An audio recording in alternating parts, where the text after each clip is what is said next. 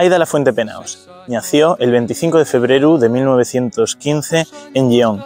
Murió el 13 de octubre de 1934 aquí en Ubieu. Hoy vamos a contar la historia en Crónicas de Asturias de esta joven comunista y libertaria asturiana que participó y murió en la Revolución de Asturias de 1934.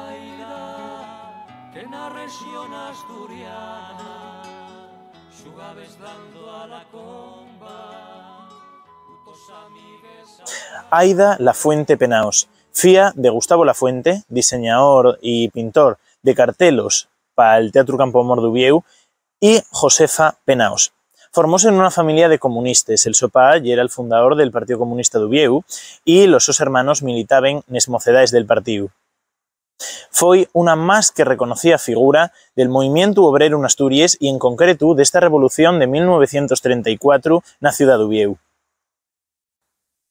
El testimonio de Alejandro Valdés asitiala los días 7 y 8 de octubre en el hospital trabajando como enfermera. Además, otros autores relaten que también podía estar trabajando en cocinas coleutives que formáronse en la periferia de la ciudad para abastecer a los soldados, a los que llevaría alimentos y café.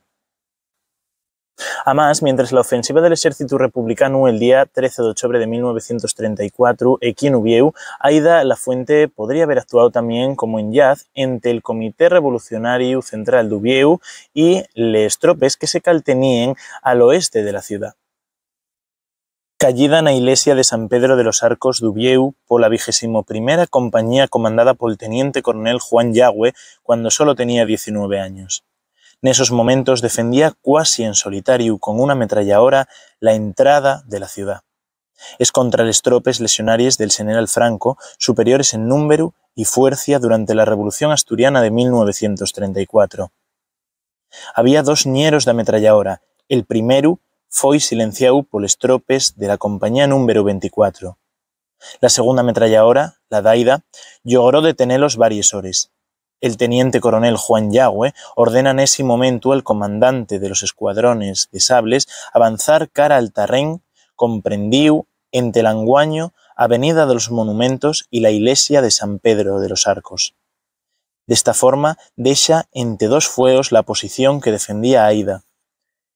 La 23ª compañía de la Legión progresa a la vegada y con la Aida de la caballería penetra en la cota. Pese a los disparos que siguen saliendo de la ametralladora, la 21ª compañía avanza por la zona de la estación del norte y llega también a la posición de la joven comunista. Alcontrando la muerta junto a otros combatientes, el resto de los compañeros replieguense para la zona de la Argañosa, perdiendo la oposición. Según relatos de la época, alcuéntrenla con un vestido manchado de pólvora con un compañero, también muerto al sollau. El calabre d'Aida de Lafuente fue al encontrar una fuella coleutiva que se cavó junto a la tapia de la iglesia de San Pedro de los Arcos.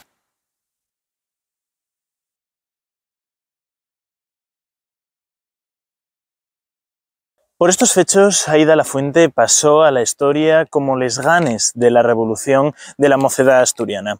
Hay abondos poemes y cantares que relaten la so siesta, entre los que queremos destacar, por ejemplo, el canciu de Camaretá Nuberu de Aida Lafuente. Aquí, en San Pedro de los Arcos, tenemos este pequeño monumento que fae referencia a la so hazaña, a la so siesta, aquí, en San Pedro de los Arcos, en la Revolución de Octubre de 1934.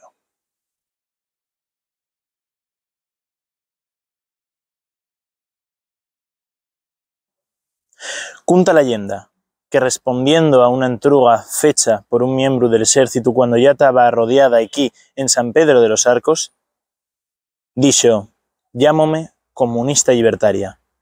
Estes serían les sos últimes palabras.